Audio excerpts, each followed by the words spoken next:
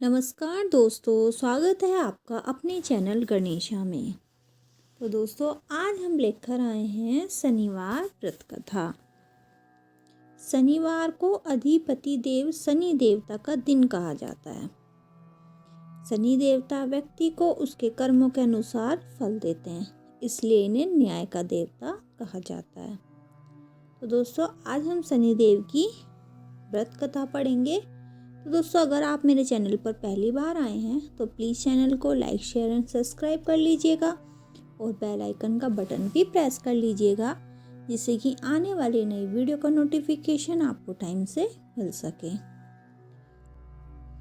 तो दोस्तों, शुरू करते हैं आज अपने शनिदेव व्रत कथा, जो कि शनिवार को किया जाता है और इन्हें न्याय का देवता भी कहा जाता है।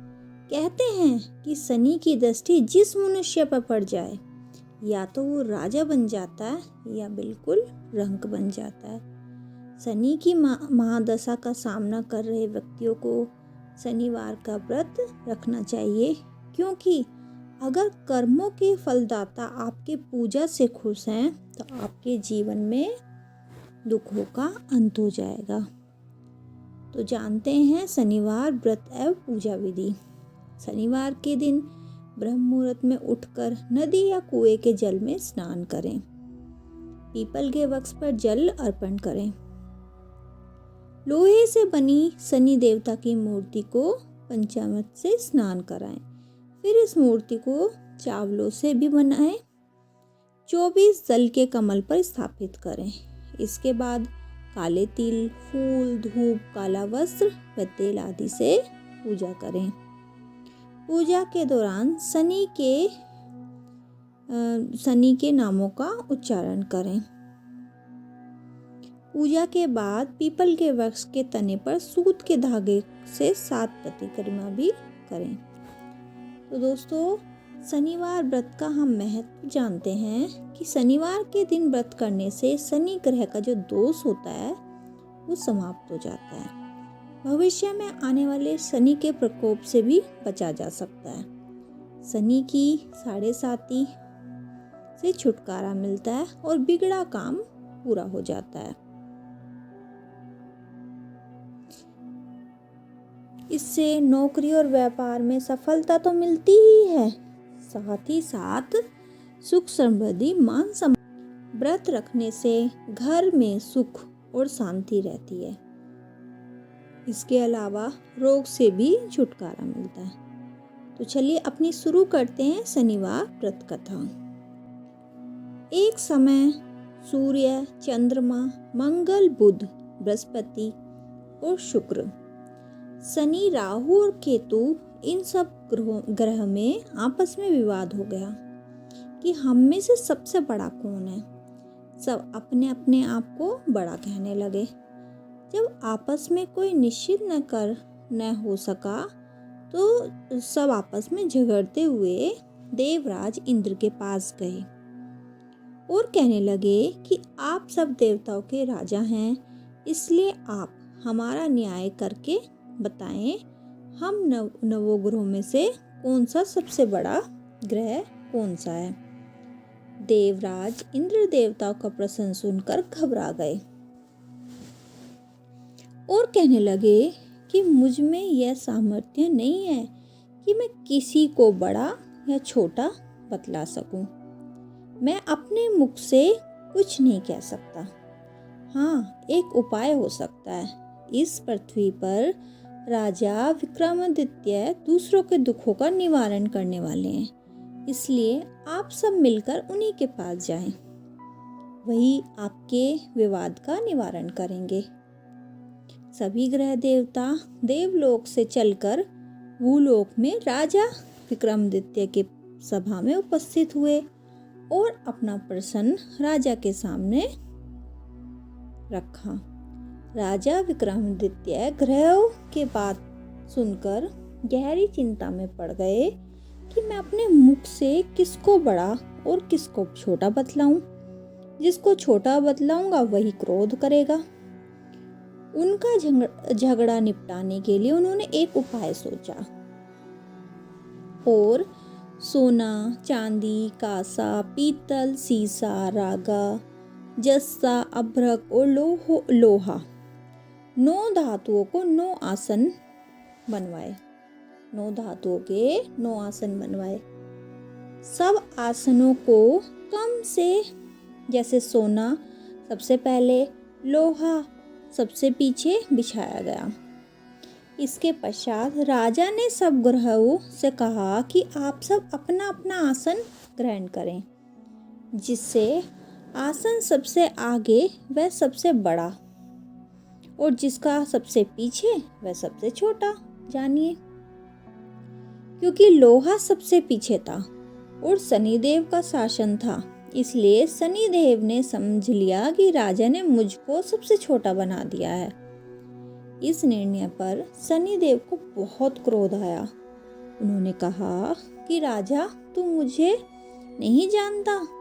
सूर्य एक राशि पर 1 महीना, चंद्रमा सवा 2 महीना, 2 दिन, मंगल 1.5 महीना, बृहस्पति 13 महीने, बुध और शुक्र 1-1 महीने विचरण करते हैं, परंतु मैं एक राशि पर 2.5 वर्ष से लेकर 7.5 वर्ष तक रहता हूँ। उन्होंने गुस्से में ये सब बोला। बड़े बड़े देवताओं को भी मैंने भीषण दुख दिया है। राजन सुनो, श्री रामचंद्र जी के 7.5 आई और उन्हें वनवास हो गया। रावण पर आई तो राम ने वानरों की सेना लेकर लंका पर चढ़ाई कर दी और रावण के कुल का नाश कर दिया। हे राजा, अब तुम सावधान रहना। राजा विक्रमादित्य ने कहा, जो भाग्य में होगा देखा जाएगा। अपने अपने स्थान पर चले गए, परंतु शनिदेव क्रोध के साथ वहां से चले गए। कुछ काल व्यतीत होने पर जब राजा विक्रमादित्य को 7.5 का दशा आई तो शनिदेव घोड़े के सौदागर बनकर अपने घोड़े सहित राजा विक्रमादित्य की राजधानी में आए।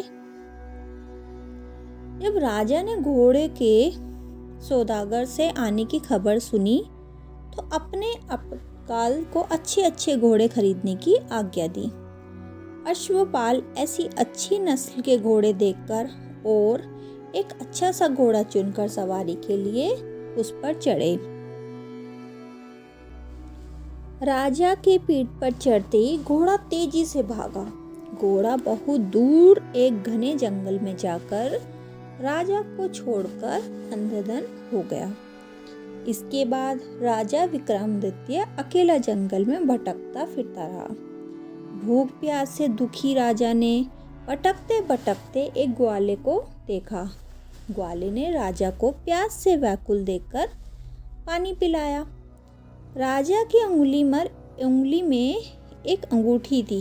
वह अंगूठी उसने निकालकर प्रशंसा के साथ ग्वाले को दे दी और स्वयं शहर की ओर चल दिया। राजा शहर में पहुंचकर एक सेठ की दुकान पर जाकर बैठ गया और अपने आप को उज्जैन का रहने वाला तथा अपना नाम वी का बतलाया। सेठ ने उसको एक कुलीन मनुष्य समझकर जलादी पिलाया। भाग्यवश उस दिन सेठ की दुकान पर बहुत अधिक बिक्री हुई। तब सेठ उसको भाग्यवान पुरुष समझकर भोजन के लिए अपने साथ घर ले गया। भोजन करते समय राजा विक्रमादित्य ने एक आश्चर्यजनक घटना देखी। जिस खूंटी पर हार लटकता रहा था वह घंटी उस हार को निगल रही थी। अब भोजन के पश्चात जब सेठ कमरे में आया तो उसे कमरे में हार नहीं मिला। उसने यही निश्चय किया कि सिवाय वीका के कोई और इस कमरे में नहीं आया, अर्थ अवश्य ही उसी ने हार को चोरी कर लिया है। परंतु वीका ने हार लेने से इनकार कर दिया। इस पर 5-7 आदमी उसको पकड़कर नगर कोतवाल के पास ले गए। फौजदार ने उसको राजा के सामने उपस्थित कर दिया और कहा कि यह आदमी भला प्रतीत होता है, चोर मालूम नहीं होता है।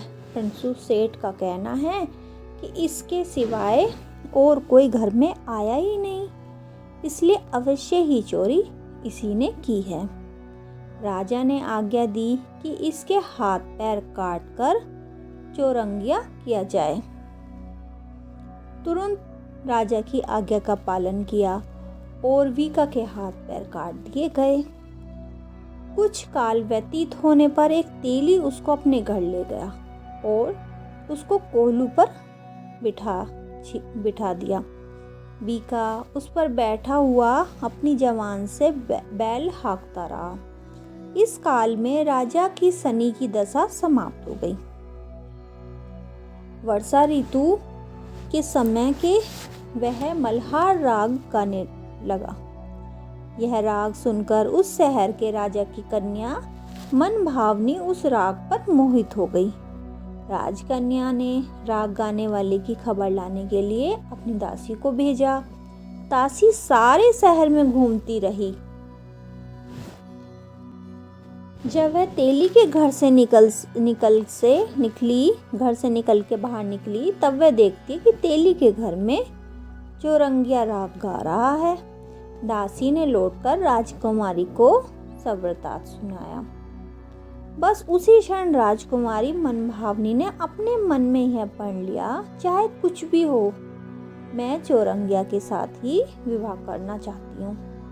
प्रातःकाल होते ही जब दासी ने राजकुमारी मनभावनी को जगाना चाहा, तो राजकुमारी अनशन व्रत लेकर पड़ी रही।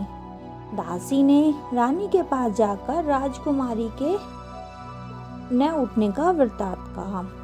रानी ने वहां आकर राजकुमारी को जगाया और उसके दुख का कारण पूछा। राजकुमारी ने कहा कि माताजी, मैंने यह प्रण किया है कि तेली के घर में जो चौरंगिया है, मैं उसी के साथ विवाह करूंगी। माता ने कहा, पगली, तू ये क्या कह रही है? तुझे किसी देश के राजा के साथ विवाह करना चाहिए, जाना चाहिए। कन्या कहने लगी, माताजी, मैं अपना प्रण कभी नहीं तोड़ूंगी। माता ने चिंतन होकर यह बात महाराज को बतलाई। महाराज ने भी आकर उसे समझाया कि मैं अभी देशांतर में अपने दूत भेजकर तेरे लिए योग्य वर्ग या बड़े बड़े गुणी राजकुमार के साथ तुम्हारा विवाह करूंगा। ऐसी बात तुम्हें कभी नहीं विचारनी चाहिए। परंतु राजकुमारी ने कहा, पिताजी, मैं अपने प्राण त्याग दूंगी, परंतु किसी दूसरे से विवाह नहीं करूंगी। यह सुन राजा ने क्रोध से कहा, यदि तेरे भाग्य में ऐसा ही लिखा है तो जैसी तेरी इच्छा हो वैसा ही कर। राजा ने तेली को बुलाकर कहा कि तेरे घर में जो चौरंगिया है, उसके साथ साथ मैं अपनी कन्या का विवाह करना चाहता हूँ। तेली ने कहा, महाराज, यह कैसे हो सकता है? राजा ने कहा कि भाग्य के लिखे को कोई नहीं टाल सकता। अपने घर जाकर विवाह की तैयारी करो। राजा ने सारी तैयारी कर तोरण और बंदरवार वगैरह लगवाकर राजकुमारी का विवाह चौरंगिया के साथ कर दिया। रात्रि को जब विक्रमादित्य और राजकुमारी महल में सोए, तब आधी रात के समय शनिदेव ने विक्रमादित्य को सपन दिया और कहा, राजा, मुझको छोटा बतलाकर तुमने कितना दुख उठाया। राजा ने शनिदेव से क्षमा मांगी। शनिदेव ने राजा को क्षमा कर दिया और प्रसन्न होकर विक्रमादित्य के हाथ पैर दे दिए। जब राजा विक्रमादित्य ने शनिदेव से प्रार्थना की, महाराज, मेरी प्रार्थना स्वीकार करें, जैसा दुख आपने मुझे दिया ऐसा और किसी को न दें। शनिदेव ने कहा, तुम्हारी प्रार्थना स्वीकार है। जो मनुष्य मेरी कथा सुनेगा या कहेगा, उसको मेरी दशा में कभी भी दुख नहीं होगा। जो नित्य मेरा ध्यान करेगा या चींटियों को आटा डालेगा, उसके सब मनोरथ पूर्ण होंगे। इतना कहकर शनिदेव अपने धाम को चले गए। जब राजकुमारी मनभावनी की आँख खुली और उसने चौरंगिया को हाथ पैर के साथ देखा, तो वो आश्चर्यचकित रह गई। उसको देखकर राजा विक्रमादित्य ने अपना संप्रत हाल कहा कि मैं उज्जैन का राजा विक्रमादित्य हूँ। यह घटना सुनकर राजकुमारी अत्यंत प्रसन्न हुई। प्रातःकाल राजकुमारी ने उसकी सखियों ने पिछली रात का हालचाल पूछा तो उसने अपने पति का समस्त वृत्तांत कह सुनाया। तब सबने प्रसन्नता प्रकट की और कहा कि ईश्वर ने आपकी मनोकामना पूर्ण कर दी। जब उस सेठ ने यह घटना सुनी तो वह राजा विक्रमादित्य के पास आया और उसके पैरों पर गिरकर क्षमा मांगने लगा कि आप पर मैंने चोरी का झूठा दोष लगाया, आप तो जो चाहे मुझे दंड दें। राजा ने कहा, मुझ पर शनिदेव का क्रोध था, इसी कारण यह सब दुख मुझको प्राप्त हुआ। इसमें तुम्हारा कोई दोष नहीं है। तुम अपने घर जाकर अपना कार्य करो, तुम्हारा कोई अपराध नहीं है। सेठ बोला, महाराज, मुझे तभी शांति मिलेगी जब आप मेरे घर चलकर पतिपूर्वक भोजन करेंगे। राजा ने कहा, जैसी आपकी इच्छा हो वैसा ही करें। सेठ ने अपने घर जाकर अनेक प्रकार के सुंदर व्यंजन बनवाए और राजा विक्रमादित्य की प्रति भोज दिया। जिस समय राजा भोजन कर रहे थे, एक आश्चर्यजनक घटना घटित सबको दिखाई दी। जो खूंटी पहले हार निगल गई थी, वह हार उगल रही थी। जब भोजन समाप्त हो गया तो सेठ के हाथ जोड़कर बहुत सी राजा को भेंट की और कहा, मेरी एक कन्या है, उसका आप परिग्रहण करें।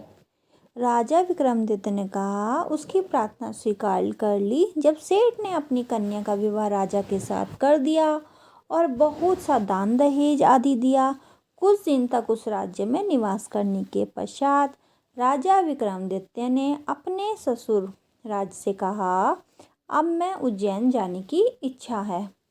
कुछ दिन बाद विदा लेकर राजकुमारी मनभावनी सेठ की कन्या तथा दोनों जगह से मिला दहेज में प्राप्त अनेक दास दासी, रथ और पालकियों के सहित राजा विक्रमादित्य उज्जैन की तरफ चले। जब वे शहर के निकट पहुँचे और पूर्ववासियों ने राजा के आने का संवाद सुना तो उज्जैन की समस्त प्रजा अगवानी के लिए आई। प्रशंसा से राजा अपने महल में पधारे। सारे नगर में भारी उत्सव मनाया गया और रात्रि को दीपमाला की गई। दूसरे दिन राजा ने अपने पूरे राज्य में यह घोषणा करवाई कि शनि देवता सब ग्रह में सर्वोपरि हैं। मैंने इनको छोटा बतलाया, इसी से मुझको यह दुख प्राप्त हुआ। इस प्रकार सारे राज्य में सदा शनिदेव की पूजा और कथा होनी चाहिए। राजा और प्रजा अनेक प्रकार के सुख भोगती रही। जो कोई शनिदेव की इस कथा को पढ़ता है या सुनाता है, शनिदेव की कृपा से उसको सब दुख उसके दूर हो जाते हैं। व्रत के शनिदेव की कथा को अवश्य पढ़ना चाहिए व्रत में, और सुननी और सुनानी भी चाहिए। तो दोस्तों, हमारी कथा कैसी लगी आपको कमेंट सेक्शन में ज़रूर बताइएगा, और जय शनिदेव जी की जय हो ज़रूर लिखिएगा। धन्यवाद दोस्तों।